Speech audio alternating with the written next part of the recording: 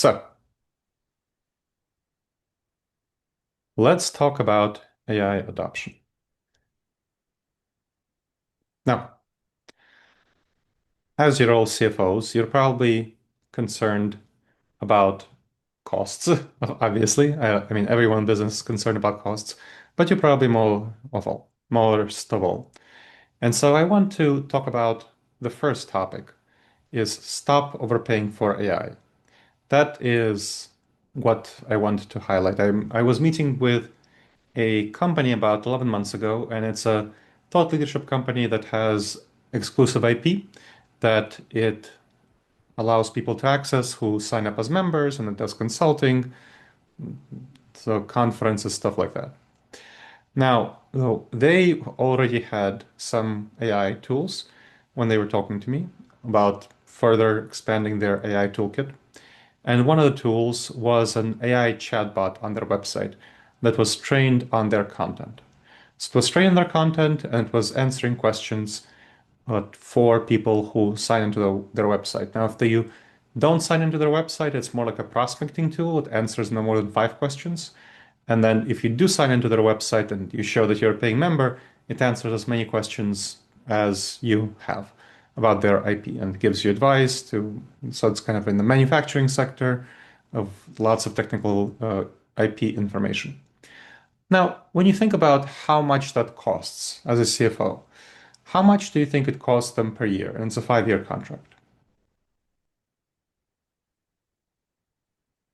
No idea. No idea. Any guesses? Tens of thousands, hundreds of thousands? Hundreds of thousands. 200 grand a year. Yeah, so it cost them $50,000 per year. So that's what the tool cost them. And they have later found out that New York City has a similar tool that's trained on their business law that helps small, medium-sized enterprises open up businesses in New York City. Now, when I heard the 50,000, I was kind of shocked because I could have helped them build that tool for under 10,000. This is not a complex tool. Vendors out there are exploiting small, medium enterprises that don't know how much AI tools should cost, that don't know that you can use no-code, low-code AI tools to build excellent agents, excellent solutions, excellent automations that will help you achieve your goals, whatever the goals are for your company. And that's why this is the second part of it is building custom AI solutions. Second part of the title. You can build custom AI solutions for yourself, not relying on vendors who will sell you really overpriced things. I mean, now the company is working with me to transition to stop paying their $50,000 a year fee and just build the tool themselves. So that's what I want to highlight, that you can build these tools yourselves, and it's not complex to do so. You don't need to go through IT. I mean, IT should be involved for security purposes, but you don't need to have IT do this. The key is that you can build it yourself. If you can learn how to use Excel and pivot tables, you can learn how to use these tools. It's nothing complex. It's nothing sophisticated. It's natural language programming. So it's much more in the category of Excel and word processing than it is for any complex IT infrastructure. So that's an important message. Now, another benefit is that building these tools yourself, meaning your staff, your employees, not simply your IT people, but your employees at all levels, people in the finance department, people in your operations, so everyone who might be involved in your company, you can boost engagement. So lots of people are afraid of AI. I'm sure you've heard that people are afraid of job loss, people are anxious about AI. A recent survey from Pew Research shows that about 50% of people are more anxious than excited about AI tools. And only 10% are more excited than anxious. The rest are equally excited and anxious. So a lot of your employees are going to be highly anxious. And they have good reason to be. There's a lot of headlines out there about AI leading to major job loss. And in order to address this, you need to help them learn how to build AI tools and have them actually build AI tools that they use themselves in your business to become more efficient and effective. And so boosting engagement is a critical aspect of using no-code, low-code tools, and that's a big benefit. Now, the final thing I want to talk about is boosting innovation. So I just mentioned efficiency and effectiveness. I don't mean innovation in a jargony way. I mean if something that causes your company to be more efficient or more effective. By more efficient, I mean using the same resource, using less resources to get the same tasks done. By effectiveness, I mean using the same resources to get more tasks done, to get bigger outcomes, better outcomes. So that's why I talk about innovation, the efficiency and effectiveness. So that's the broad overview of what you can accomplish using no-code, low-code tools that you build yourself within your organization once you learn how to do so. Any questions about this broad point before I dive into some case studies? Go for it.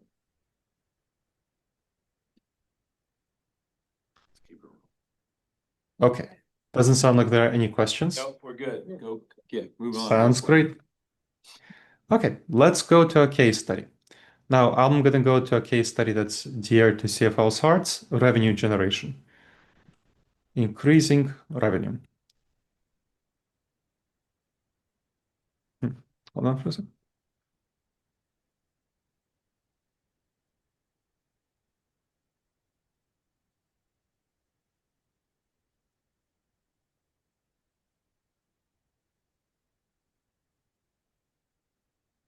Okay, so you should be able to see the screen, Roofer Sales Assistant.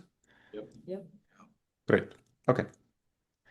Now, with, I don't think there are new roofers here in the room, but just for context, so I'll explain the context. You, I don't know if you folks experienced the recent winds, but here in Columbus, Ohio, we had a great deal of wind activity, and it was pretty bad. There were many, many homes where tree branches fell and stuff was broken, and the roofs had issues. I was just reading an article about it earlier today, how roofers are overwhelmed with phone calls. So, what happens when a roofer is called for an issue? So the homeowner calls several roofers. The roofer comes, they take a look at the roof, they give a quote, and then the homeowner decides which roofer to pick. But before they do that, the homeowner has to go through the insurance process. And homeowners, you might not be surprised, are not great at dealing with insurance. Insurance is great at denying homeowner claims, and in some cases, it will deny the claim completely, and the homeowner doesn't really know how to go effectively through the process to make sure they get their claim satisfied. And in other cases, the insurance company will only cover like 10 shingles. So a small replacement, like a $2,000 replacement, whereas the roofer wants to, of course, do the whole roof. So $20,000 job. This tool is a tool that helps roofers.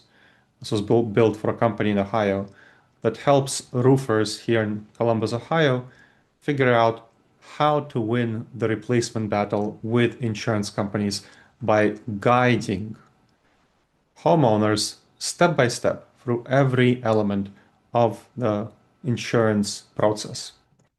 So this is what this tool's about. Let's see how it works. The first step, the roofer uploads all the photos that they got of the roof, of the roof damage.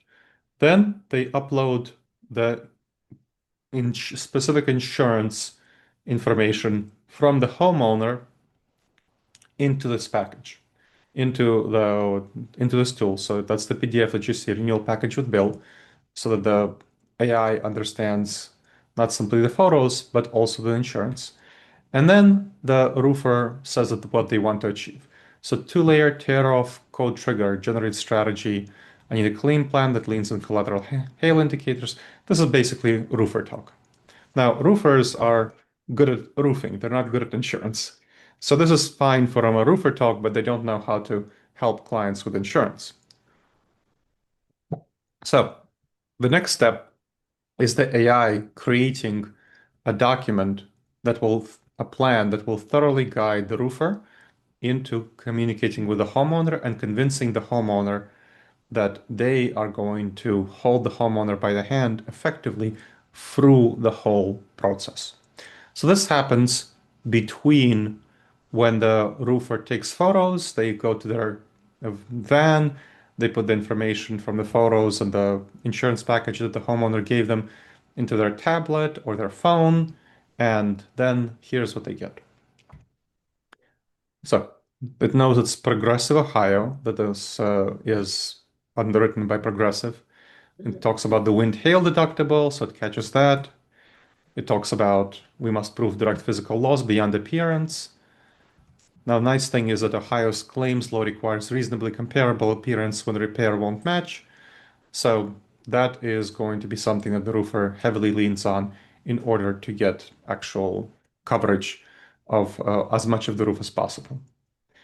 So that's the snapshot. Now, let's talk about how the roofer will convince the homeowner that they will be the right roofer to choose and that they will hold their hand.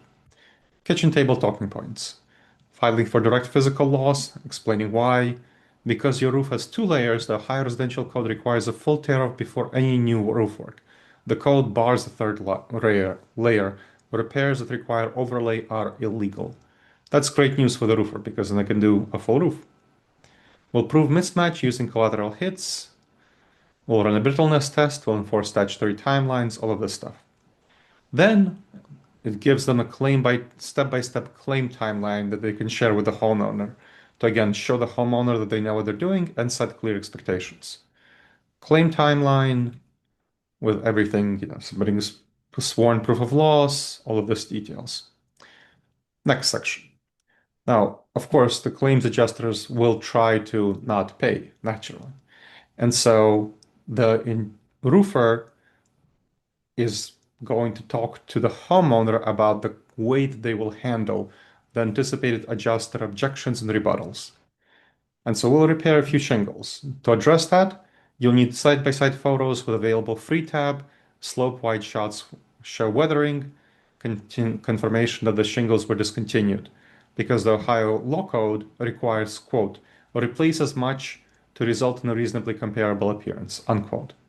And the patch won't be reasonably comparable, so you need the whole roof. And so on. All of these rebuttals will be addressed. Then it gives a list of the documentation checklist so that the roofer, who's again with the homeowner in the kitchen, talks through with how they will get all of these details for the documentation checklist. And then once the claims adjuster comes on site, the roofer is telling the homeowner that here's how they'll handle the claims adjuster and here are the talking points. So proceeding under the policy's promise to pay for direct physical loss from hail, and note our collateral hits and gutters and vent caps confirming the vent, and so on. Then it gives a claim timeline actions we will execute. So it's coming to the end of it. It's talking about what they will do together. And escalation paths if denied or short paid, showing that, hey, the roofer knows what they're talking about and they can help you if your insurance proves stubborn. Then photo capture plan tailored to your images and how this ties to direct physical loss. Now, next, it can do a lot of things. It can draft the proof of loss cover letter, our on-site inspection script, which I'm not going to show you. I think you get the idea. So think about this tool. Think about your own sales process and how you can use a tool like this to inform your own sales process. How can you customize, if you have any kind of sales process that's a little bit more complex than selling widgets that are standardized, then that are not really customized to your customer, this can be a great tool for you to customize to any customer and use the customer's information, use your own knowledge to customize it effectively. And so this guides any salesperson for your company to be a much better salesperson. It's kind of like the mentor who's your best salesperson standing behind the shoulder of the most junior people. So for example, this company, the roofing company, over 6 months, it was able to increase its number of sales by 30% and the size of each sale by about 25%. Because of course it was even if it's not the lowest bidder for the contract, a homeowner is much more likely to work with them than to work with a lower bidder who will not guide them through the insurance claims process. So I want you to think about where you can use this tool. So take about 30 seconds to write down some ideas, and then I'll take questions about this tool.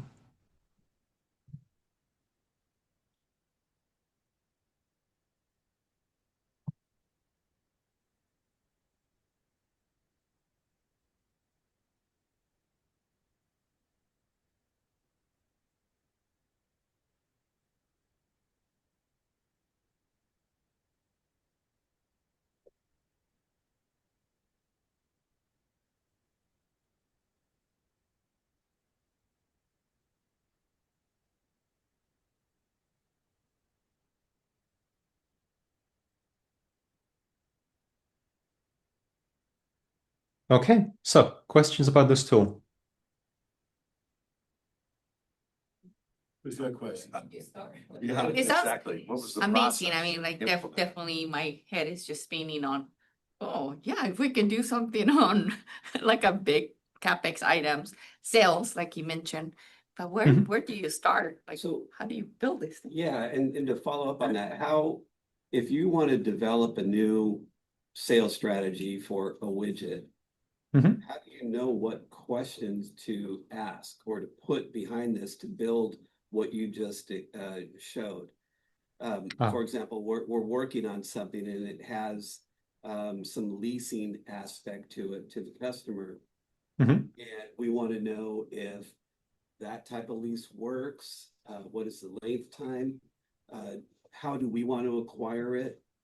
Mhm. I think my struggle with this would be what what how do you build what you just showed by asking what questions? What question do you ask? Is this lease program going to work?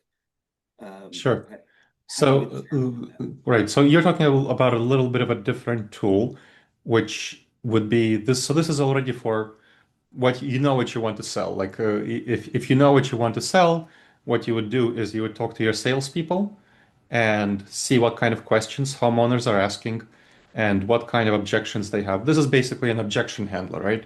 An assistant and the objection handler convincing your customer that you're the right person to go with. So this is already a little bit later in the funnel, and rather than figuring out what customers actually want and how it works. So for figuring out what customers want and how it works, you can build a separate tool that would have a different functionality. What it would do is it would take the demographic and psychographic information of your ideal customer, and then using that demographic and psychographic information of your ideal customer, you can then make it offers essentially. You could see what would be appealing to your ideal customer. So based on the demographic and psychographic information that you provided to them. And so that would be a distinct tool, not this tool, but it can certainly it's certainly easily buildable. Let's say it that way. Does that help? Maybe we could do some specific examples. So, yeah, if you have a current issues that you're always hearing that you're trying to get your salespeople better at, or clients are saying. Yeah, well, he just made a comment that triggers my curiosity. As we're launching a new service, I think one of the questions we need to ask with what he just said is, what would be appealing to our target customer on that? And that's what we need to ask, and that's what we need to discover as Mhm. we try to package this service, um, which requires some CapEx and OpEx. Mhm. How do we target that? So I don't even know what I'm asking here. So, Well, I mean, this is a matter of market research, right?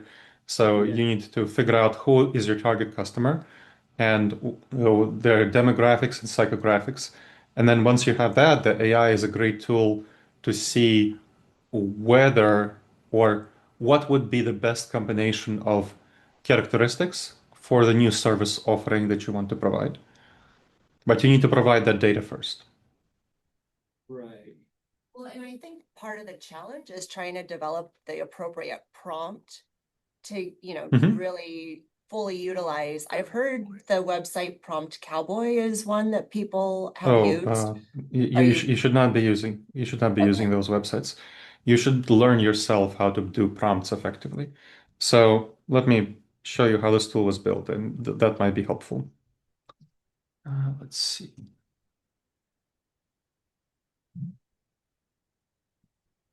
So if you're familiar with ChatGPT, if you've ever used that, this is the ChatGPT interface. You can just as well use Claude Anthropic. I just built this using ChatGPT because that's what the company was doing. I don't recommend, if you're choosing a tool right now, I'd recommend Claude Anthropic. It's going to be cheaper for you, and it's going to be like the business version. You should always be using business versions of tools, by the way. What was the name? And Claude Anthropic is going to be cheaper, and it's going to be smarter than ChatGPT. Okay, so this is just the interface. This is a tool called the GPT, a fine-tuned model, which is trained on certain data. So let's take a look at this tool. So here you go to explore GPTs. Again, it's going to be here in this. If you want to create a GPT, you click on this button, but we don't want to create it because we already have GPTs. So you'll see lots and lots of GPTs that are created for people for a variety of purposes.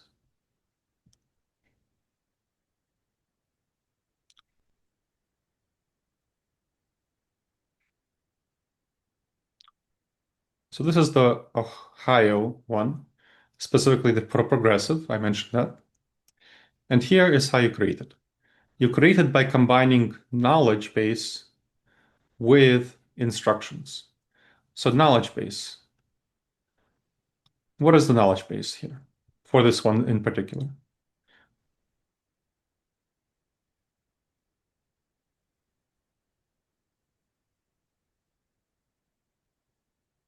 One element of the knowledge base is a research report that was created using AI on winning the roof replacement battle in Ohio. And this is about 9,400 words. Basically, it takes a look at the Ohio legal code as it applies to roof replacement and how to most effectively roofers can assist homeowners in winning the roof replacement battle. This is the point of this tool. This is the point of this research report. So what it did was I ran the research query using a research functionality within Claude Anthropic, or one of the AI tools. Now I think I was using ChatGPT on this one because we were using ChatGPT. And then I and then the roofer hired a lawyer for a couple of hours to go over it and make sure it's all good. And it was pretty good. Had to correct like 98% good. Had to correct it a little bit for new revisions and updates. So that's one component. Let's take a look at the other component.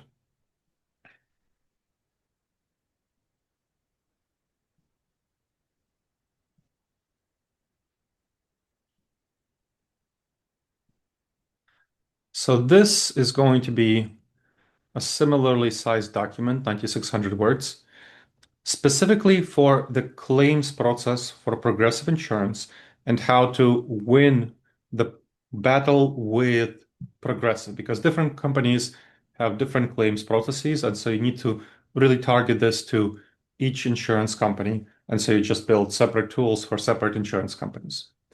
And so this is for progressive. It looks at the claims process and how to make sure that the roofer can, again, most effectively walk the homeowner through the claims process. So those are the two elements of the knowledge base. And then, so that's part of the secret sauce. You see, it's nothing super complex at all. It's just two reports, research reports that were mostly generated by AI. So for progressive, we then the roofer hired a claims adjuster. for a couple of hours to look at it and edit it, and it was quite good. I think they had to do very little editing. And so both of these, again, pretty easy. You can think about your own idea. Like if you do market research on your target demographic and you put that information into the knowledge base, would be the equivalent example. Next are the instructions. So this is the other part of the secret sauce. You are Progressive Ohio roof claim strategist, assistant for Ohio roofing contractors. Goals to interpret the user uploaded Progressive homeowner policy text and these two research reports, and then create a strategy for the roofer to get money. So knowledge and citation rules, required user input, policy excerpt, optional photos and measurements, then the output. You'll probably remember this. The plain English coverage snapshot, meaning what this is, the kitchen table talking points, then step-by-step claim timeline, anticipated adjusted objections and rebuttals, documentation checklist, escalation paths to denied or short paid. Then gives the style of this and interaction guardrails. And that's all. So this is how the tool was created. That took me. So how I did this is I built the initial skeleton of the tool, which took me about 20 hours of time. And then the company, like I said, they hired a lawyer and a claims adjuster for a couple of hours to make sure the knowledge base was correct. And then the company tested out the tool and adjusted it. So this is the crucial point of the co-creation. I'm not an expert on roofing. I'm not an expert on insurance. But the company has people who are experts on roofing and they know what roofers want. So in the office over the next 2 weeks, they had something like two people working on this tool and changing the instructions, not the knowledge base, because the knowledge base was already created and reviewed by a lawyer and claims adjuster, so that was great. All the changes were in the instructions to make the instructions better and easier for roofers. Like for example, my first iteration of the instructions, they tended to run long, and that wasn't something that the roofers were happy about in terms of how long they were. They wanted something shorter, more concise, and then there were different things about what they wanted. The kitchen table talking points, the anticipated adjusted objections, so information from them about what they can anticipate. And so they adjusted this over the next 2 weeks, and then they put it out in the field. And they kept making small, minor adjustments out in the field, but that was that. So it took them, it took me about 2 weeks over with 20 hours. So I mean, I could have done it faster. I just had other clients, and then it took them about 2 weeks of their own work. So I think about something like about 5-ish hours a week for two people to perfect the instructions and put the tool out. And now they're using it and they're getting 30% better sales, more sales, and 25% higher on each sale. Questions about the construction of this tool? No, more of a, because we had been asking around, like, what tools are companies using, and it's mainly Claude, Yep. Anthropic. Yes. But my Claude question has Anthropic. been, where do you start and who should be the right person in the organization to spearhead this project, right? So Mhm. I actually tasked our FP&A to start researching this, but I asked him, I said, hey, find out if there's any seminars, like where do you start and should we start, with the small project and like, Mhm. I guess that's what I would want to find out. Is there anyone teaching kind of where you start, how to start building, a small church or Right. I don't Mhm. even know, but Sure. I mean, it's Yeah, you're hearing it happy. from, yeah. Sure, happy to answer. Yes. I mean, so I do like a standard half-day workshop for companies that want to start with building like these sort of simple agents and automations. And the first half of the workshop is actually training folks on how to use these tools. And the crucial part is writing the prompts. So, you should not be using the prompt cowboy, you shouldn't be using that. So I go through very carefully and thoroughly, customized to each company, how you should write the prompts for the system prompt. So this is two aspects of prompts. The system prompt is this backend instructions for how agents should function. And then the user prompt is what you put in. You saw that two-layer code, tear-off strategy, and so on. So one is prompt engineering, and then the other part is knowing the tools, and there are several tools to learn about. And then the second half of the workshop is actually people building these tools. So I work with people who are there, attendees, for the second half part of the workshop to start building the tools that they want. So like you're talking about, like how do you build these tools? You build them with some coaching by me during that workshop, and you can build anywhere from 1 to 3 tools during that period. But the crucial thing is that now you know how the tools work, and you have built some tools yourself that are going to be helpful for you and your life, in your work. And then you can build many, many, many other tools based on this initial knowledge. So that's, in terms of education, that's how I tend to work. So I'll throw a question there. So Gleb, and I think most people are in this, how do I get started kind of thing, right? And it's really jumping in, at least from my experience and playing with it. And I even just paid $20 a month through Cursive to just educate me on the basics of Claude or Chat or Canva, or like how do you use these, right? How do you write the prompt? Give it some context. Who are you? You write it in a fifth grade tone or in a Harvard Business Review tone, right? And then you just play with it. And to his point, it'll come too long, and then it'll ask you, would you like me to add this to it or change it to this? And you're like, oh, okay, that sounds good. And so then you get better at just asking it questions or giving it really concrete direction. And then you can upload, documents, or you're in the research phase. So then you just ask it research, like how many, what's the standard leasing options for this industry and, in this county and this type of product, what's out there, who are the main competitors? And then you got to validate it, it's true, right? But then you gather it, and then you can use that to Gleb's point. Once you've validated it, like, okay, now I'm going to go ask questions on this. What would be messaging to this market using, this as a foundational tool for this region, right, on this type of product? And then you just start to just play with it, and literally in a couple hours and minutes, you can get pretty decent at it. Gleb, would you agree with my basic, fifth grade kind of level there? Sure. I think you're very entrepreneurial, Brian. And I think that methodology works for you.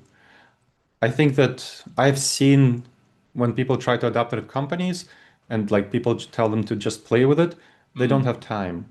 They don't have time to just play with it. They're busy doing their own stuff, and they need some kind of formal structural intervention, some kind of education. Doesn't have to be me, but there has some. I was just answering the question about like my education, but it doesn't have to be me. But there has to be some kind of formal structure where you learn how to use these tools, and ideally, as part of that formal structure, you don't only like go to a webinar or something like that. You need to actually, as part of it, try to build the tool yourself and have the instructor coach you on how to build the tool. And so that they can show you this is how you do it. This is so you demystify the tool, you take away the fear, because plenty of people go to a webinar and then they never use it. Just frankly, that's what happens. And when you say play with it, I think it's great for people who are entrepreneurial and who have the time to spend. But within companies, I find that approach tends to be tends to not to lead to most of them not adopting AI effectively. Got it. Yep, I understand. I would agree with you that it is helpful to just get a feel for it so that you're not afraid of it and you can understand, because there are certain things. I mean, with all this, you don't have to get it right the first time. You have lots of options to continue to develop what you're trying to get out of it. But I think there is something to be said here to take it to the next level, which is a place that I'm kind of in, is how do I get it working effectively in all the ways that I know it can do? I just don't quite know how to do it yet. So Can he tell us about his workshops? Because I mean, Yeah, Gleb, go ahead. Please tell us, examples of what a workshop could look like and, time, cost, and just kind of the scope. Sure. So I would start with prompt engineering. How do you do prompting? So for example, I would say something like, and this is not an AI tool, this is just a regular chat window. And it's connected to all of my company knowledge, which so it's connected to, oh, let me do this chat. I will say, tell me about my interactions with the Ohio Airplane, our most recent emails, update me on documents in my Dropbox, draft an email to them about current status of our work together.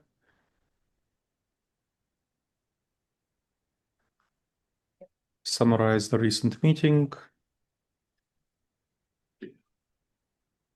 and make a plan for next steps. And also create the agenda. So this is going to be for the similar kind of workshop. A workshop for leaders that I will organize. Okay, so then I'm just dropping this. This is the ordinary chat window. And it's the crucial thing here is learning how to use it. This is prompt engineering. So is the user prompt. This is the part where you put in your prompt. Now, this tool is connected to all of my main ways I organize my data. So I'm a Google guy, and it's connected to that. I also use Dropbox. It can also connect to Microsoft if you do Microsoft. So it has that ability to do so as well. And so this is a tool that you can see, like, think about how much time you spend on meetings and how much time you spend in your email. So, like, you're all CFOs, you understand how much time email takes, a couple of hours a day, something like that. And when it's an issue that you want to summarize, we have a lot of emails that have been back and forth about a number of topics with someone. You can easily summarize the emails also on documents that you have in your knowledge base. So let's take a look at what it came up with. Quick status, interactions with the Ohio plan. So active, clearly scope engagement that moved from discovery and survey work into the executive strategy session. So did that and a follow-up. So here are the keys, the manager training, the executive and manager training is what we're talking about, like the 4-hour workshop. Then build 2 classes of tools. I did prepare a detailed pitch deck, which it knows about. It's giving the link to the pitch deck. Here are the most recent emails. So describing the most recent emails and giving a link to them for me to go through. Early coordination and slide deck, scheduling note to Matt. So Dropbox, current documents and short update, meeting notes, the high fire plan pitch deck, all of these details that it's taking from my Dropbox. Summary of the recent meeting, that leadership agreed with to begin with management and executive training before a broader staff rollout. Priority use cases with claims, underwriting, accounting, governance, operational decisions, use Microsoft platform. Here's the plan. Confirm exact dateline attendee list, ensure attendees of Copilot turned on, all of this good stuff. Then drafting an email to them with next steps, with like good email, draft, what I'll provide, and so on. And finally, a workshop agenda. So this is what the workshop would look like, how the quick primer, demo, Q&A focused on risk accuracy and oversight. This gets to your question of what workshop would look like. Then hands-on session, build role-specific Copilot Studio, and execute in small groups, and so on. Notes for the agenda. And so you saw that this is not any sort of complex tool. It's not like the high roofer tool. It doesn't have anything in the back end. It doesn't have anything in the system instruct prompt. It doesn't have any knowledge base. This just relies on my knowledge of how to do prompting, prompt engineering, and then connections to the company knowledge base. So this would be the early part of this would be an example of what the early part of the workshop looks like. I would be going through and showing the kind of time efficiencies that you can gain and the kind of effectiveness, because sometimes you wouldn't be writing these emails at all, that you get from using just knowing how to use prompts. We're not even talking about agents. So that's the first part of the workshop. Then the second part of the workshop goes into what I showed you before, creating agents. And the third part of the workshop goes into automations. So how do you actually automate tasks? So for example, this is an accounts payable automation tool, which automates the entire invoice process from data extraction to payment approval. Previously, the finance staff received invoices, they input them manually into the CRM, payment system, internal storage file for years with minimal metadata. If they had to search all the invoices, they had to use the invoice number. This is what it looked like for their invoices for the past years where they're storing the invoices for Kratos Industries, which is my client. Probably familiar to some of you, given CFOs. So a new invoice extraction and input. So now any invoices are sent to an AI text extractor, trained to extract specific fields. The AI provides a great spreadsheet with the extracted data. Then there's an automation that adds the data to their CRM and payment system, drafts a payment ready that a human can review and approve with one click. And then after extraction, the spreadsheet and invoices are uploaded each day to an SFTP site, which uploads them to SharePoint. And automation extracts the data from the spreadsheet, puts it all into columns. So it organizes invoices in a very user-friendly way. So for example, here's an invoice. Here's a spreadsheet that it extracts all the data from it. Then it's uploaded to SFTP, and then it's uploaded to the user-friendly columns in SharePoint. The file name, vendor name, invoice number, invoice subject, invoice freight, like all of this stuff, you can search by it, organize it. You can get a lot more rich data on what your invoices look like over time using this information. And so this is an invoice automation tool. And I would talk so the third part of the training in the workshop is how do you build automations? Stuff that actually gets not only intelligence, but stuff that actually changes the real world. And so that's the third part of the workshop. That's the third section of the first half of actual training. So we go from prompt engineering to building these fine-tuned models with intelligence to intelligence plus automation. And then the second half of the workshop is me working with each attendee to build the specific tools that are going to be most helpful for them that they can accomplish within the 2 hours that are remaining in the workshop. And we talk about it, and they tell me what they want to build. I help guide them on what to build during that time. And sometimes they want to build something more complex. We'll just start it there and they'll continue after the workshop. But I strongly encourage everyone to build at least one relatively simple tool. And the tool can be a systematic prompt that you use for a variety of activities that's going to be like really well detailed and get you the outcome that you want. And it can be one of the agents that I showed you. It can be, probably won't have time, you won't have time to build something as complex as the roofing agent, but you can build something similar. So for example, here is a simpler tool that you can build pretty quickly. So this is a meeting assistant tool. This is one of the AI fine-tuned models. So it has certain instructions in the back end. What you do is you drop a transcript into it, a meeting transcript, a recorded meeting transcript, like of today's meeting or any meeting that you have. Just record the meeting, whether it's in person, whether it's virtual, whether it's a phone call. You record it and you drop it into it. So here, this is the meeting that I had with the Ohio Fair Plan, since I talked about it. So that's the whole transcript. It provides a meeting summary with context and substantive points, identifying high impact areas for integrating AI into the company's daily operations. Let me make it clearer. And this is like not a larger company, 21 people, so probably similar size to some of the companies here.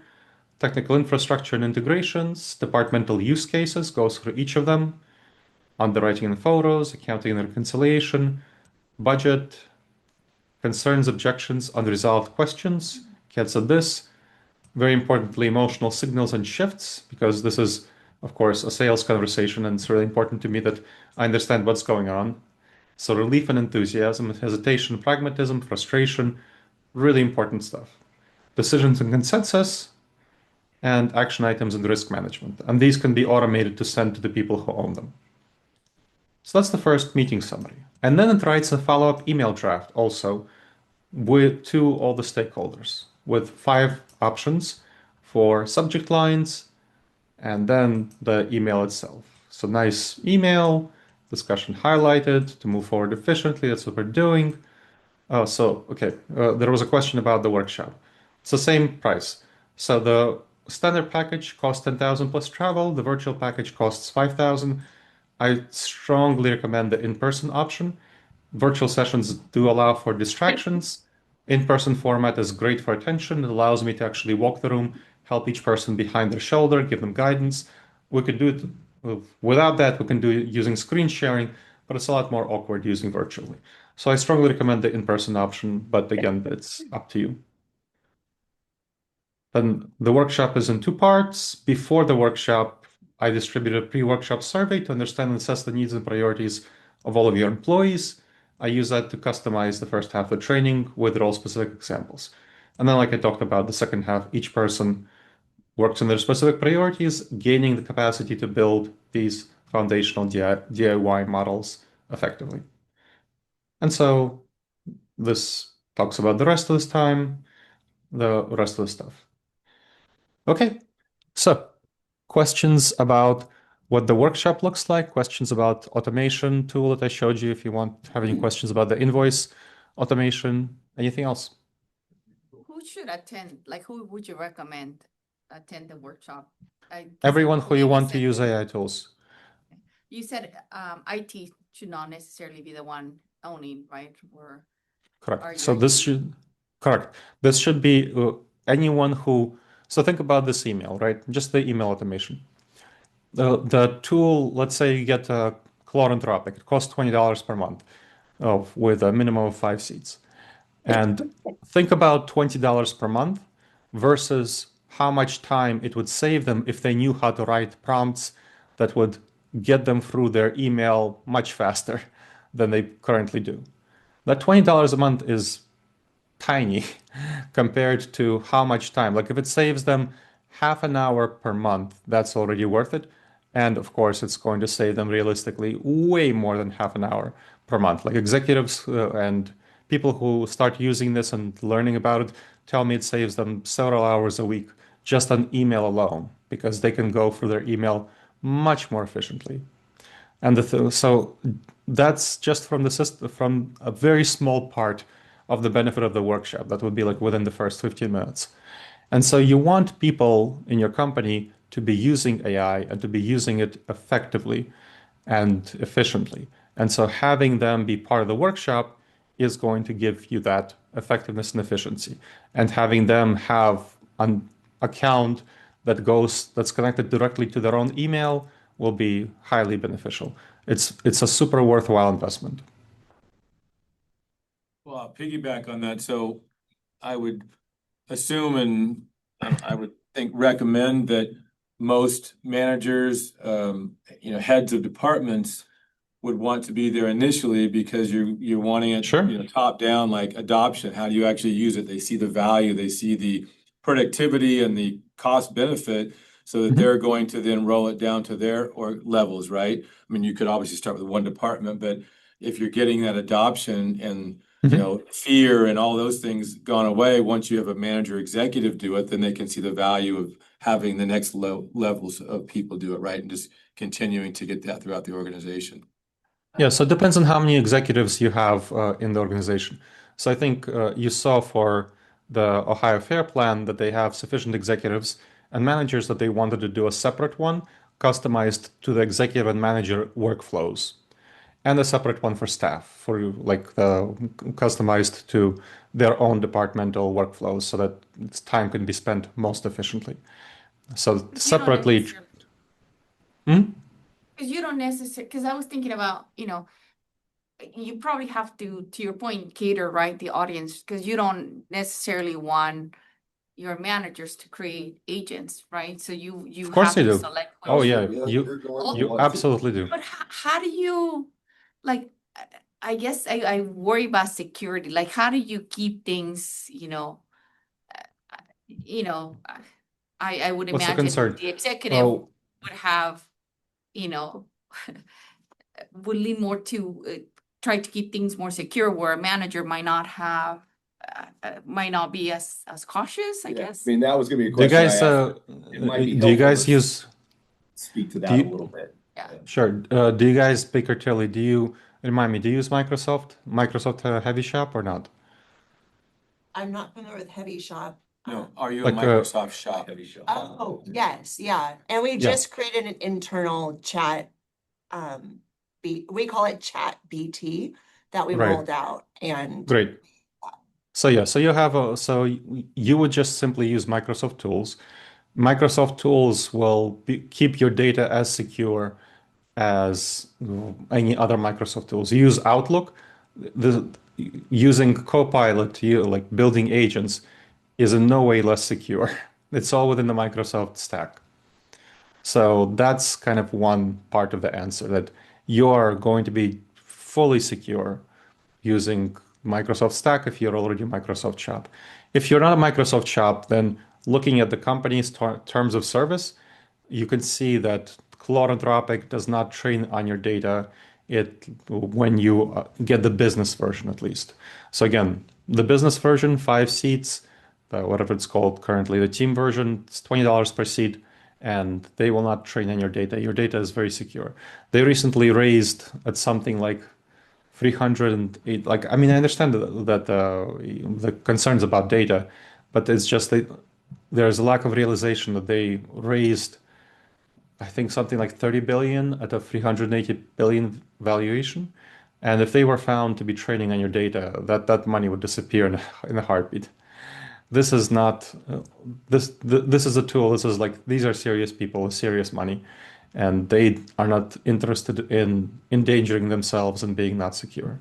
So they are highly secure. They're not training on your data if you are using the business version. Now, in terms of the tool, so just kind of that's about the business. But there was a question about the manager building the AI tool. Managers should absolutely build tools. So here's the meeting assistant instruction, the one that you saw. Your meeting analyst in professional communication gives a highly detailed summary, polished email, anticipate recipient needs, proactively propose next steps, owner's timelines, don't invent or fabricate them, use active voice, a meeting transcripts, outputs you create, description of each of the outputs, call out explicit worries, concerns, objections. So all of these tools, all of these elements would be specific to each assistant. So like this is like gives, for example, like to each manager, my standard hourly fee is 485 with a 5,000 retainer.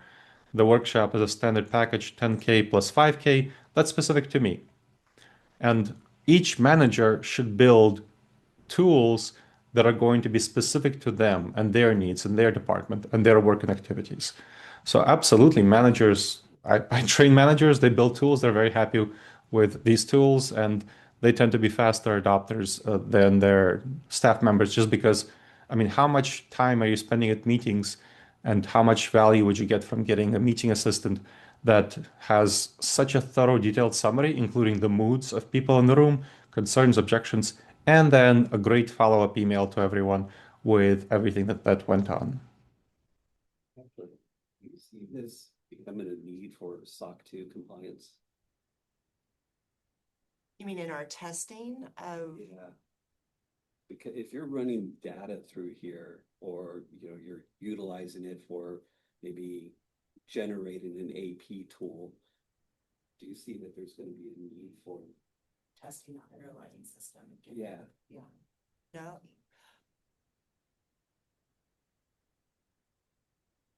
Yeah, I mean, to your point, we'd have to somehow test the automation and the things that are, yeah. So then it's, how do we, how do we validate Yeah. from an audit standpoint? That's probably something that they've already, or I'm sure Gleb could talk about as far as Baker Tilly, his knowledge and what you guys are doing with it, and talking about security and the validation of data. Well, and Yeah, I let's think see. Dan's question specific is, let's say his team creates this agent.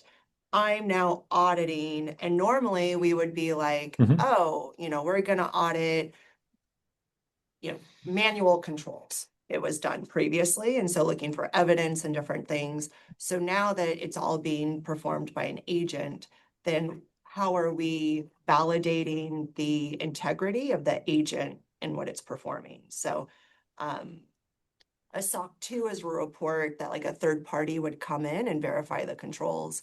I don't think it would Mhm. make sense to have a SOC 2 in our situation, but we would have to do Right. certain procedures I, to I just, yeah, validate I those just two. described, I'm just, Googled it to confirm that yes, Anthropic is within the SOC 2. So you would, so the roofing company, they validated it by putting it into the field and having their folks test it out and see how well it worked, and then making sure that it made minimal mistakes by the time it was out there. And so that's kind of the risk management. How do you manage the risks? You test it out and you see how well it works compared to an expert human. Because obviously humans make mistakes, right? And so you can't expect perfection of either humans or AI tools. So it's going to be a matter of, is this tool saving us time and money, and is it making less mistakes than a human would in this situation? That's the standard to use.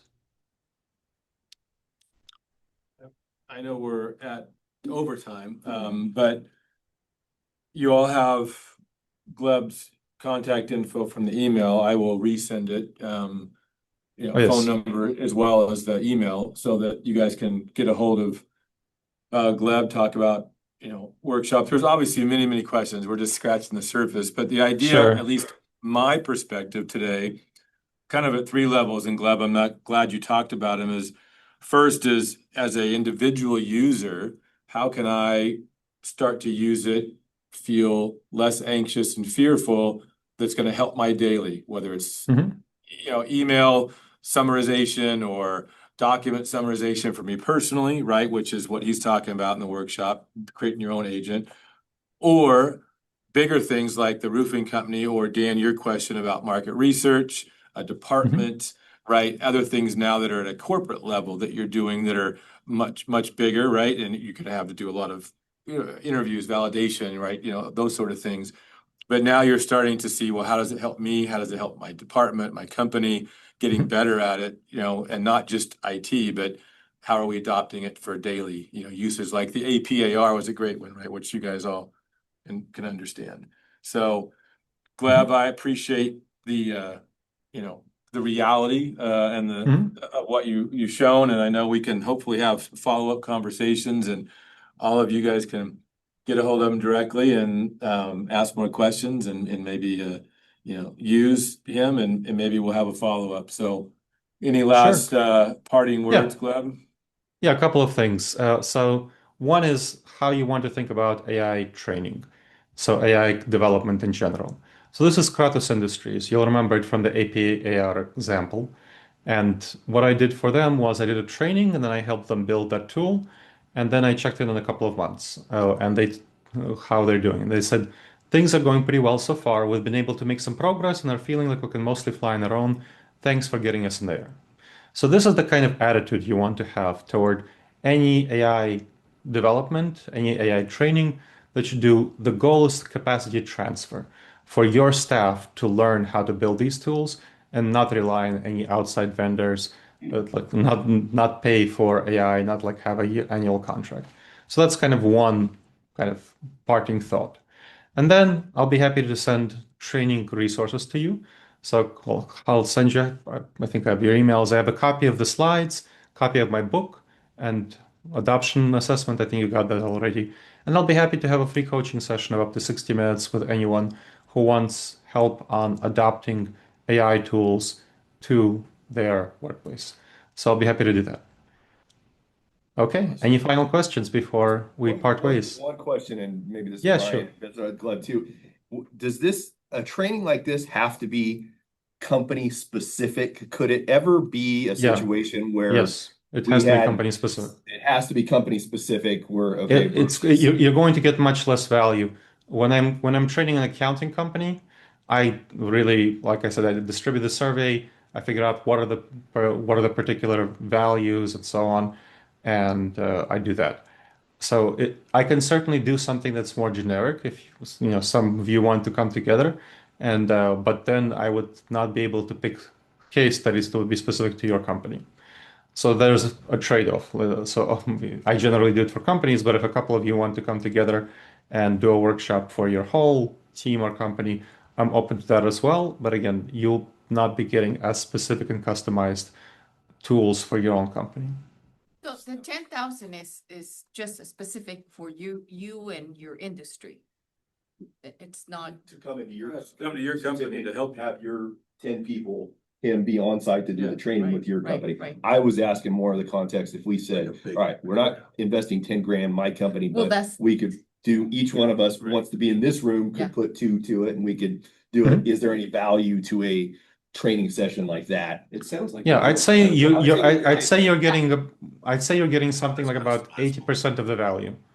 If you do it like you're getting 80% of the value if you do it generically without like customized Better to than each person. Better than nothing, but also cheaper than a. So I misunderstood that because, so when you were talking about the workshop in person, you were thinking of coming into our. Yeah. Yeah. company. Okay, I was thinking sending individuals $10,000, but it was like, Yeah, there's no way I'm he's gonna gonna come send. to you No, for no, no, no. 10,000. I would no. This is in person. Me coming into your company and doing the workshop. Right. Yes, and like I said, if you want to do it together, that's fine. Better- You'll get about 80% of the value. Right. But something to think about. Yeah. Certainly, this is the first time I've Yeah, had that. it's better than nothing, doing it like us, right? But in your company, right, you're gonna get, and to me, it goes back to everyone else's fear and anxiety. You're gonna be great, but the rest of them are still gonna be the same, so the organization's not moving forward. Well, and it may even be that it's iterative, where initially getting these folks on board, they're implementing. At a certain point, they'll get it to a tipping point Right. where there's value seen and 10,000. That's how I was thinking about it, Mhm. us, like a group of people like us going there and having kind of a general AI, simple coding or creating those Mhm. agents. Yeah. And then taking it to our firm Then you and be then, the yeah. champion. Be the Have to champion. start. Right. So I mean, this is something like I said, I'll be happy to travel to you. I mean, this is part of the 10,000, the plus travel fees. Oh, and you don't have to be the only ones from your company at the workshop. So if you want to do more people from the workshop, the workshop can be not limited to only the people in this room. If you want several people, a couple of people from your company at the workshop as well. What size of a group would be the most effective? I mean, in terms of a maximum. Up to 40. That many. Wow. Well, Yep. that means- Yeah. The workshop is 2 parts, right? Does that mean that it's 2 days or? No, it's a half-day workshop. Yes, so the first 2 hours are about training on the 3 elements I talked about: the prompt engineering, then the intelligence fine-tuned model, and then the automation tools, like how do you make it act in the real world. And then the second half, the second 2 hours, is me going around and helping people actually build the tools themselves. And so you would ask ahead of time information about our company, you'll Yes. then do a little bit of research and gather, I Mhm. guess, pertinent information that can be useful in our industry. company. Exactly. Yeah. For your company, I'd probably even talk to Alan about what suggestions he has. But yes, for Folks with Alan, he thinks you're. Yeah, but regardless. Yeah. No, and maybe we could even talk offline and see if you're gonna come out all the way to California, maybe we extend a half day to a fuller day and obviously more cost, but you're already here and then we can even get more benefits. So Yeah, yeah. Great If conversation. if it's a full day, yes, definitely you get more benefits. I'd spend more time on development work so that you can get like much better tools.